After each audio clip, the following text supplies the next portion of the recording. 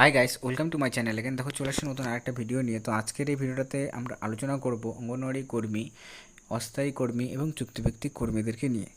তো আর আজকে যে বিষয়টি সেটা হচ্ছে যে সমকাজে সমবেতন। তোমাদের অলরেডি জানিয়েছিলাম যে সমকাজে সমবেতনের যে বিষয়টি রয়েছে এটা নিয়ে কিন্তু এর আগেও তোমাদেরকে আমি আপডেট জানিয়েছি যে সমকাজে সমবেতন এটা একটা খুব গুরুত্বপূর্ণ, এবং অঙ্গনওয়াড়ি কর্মী হোক বা আশাকর্মী হোক বা চুক্তিভিত্তিক কর্মী হোক, বিশেষ করে সমকাজে সমবেতনটা কোন ডিপার্টমেন্টের সাথে যুক্ত হতে পারে। কারণ এটা দেখো, এটা হচ্ছে যে যারা কন্ট্রাকচুয়াল আছে বা যারা চুক্তিভিত্তিক, মানে যেমন চুক্তিভিত্তিক কর্মী, তারপরে হচ্ছে তোমার অস্থায়ী, বিশেষ করে তাদেরকেই হচ্ছে এই সমস্যাটার সম্মুখীন হতে হচ্ছে। ঠিক আছে, মানে তাদের যদি ডিউটি থাকে, যেমন অঙ্গনারী কর্মীদের যদি কথা বলা হয়, তাদের ডিউটি 4 ঘন্টা, অফিসিয়ালি 4 ঘন্টা ডিউটি, কিন্তু 4 ঘন্টার পরেও কিন্তু তাদের মনে করো রেজিস্টার তৈরি করতে হয় এবং পোষণ টাকার অ্যাপসের মধ্যে ডাটাগুলোকে রেডি করতে হয়। তো অনেকগুলো কাজ রয়েছে, তো সেক্ষেত্রে এবং বা মাঝে মধ্যে তাদের কাজের চাপও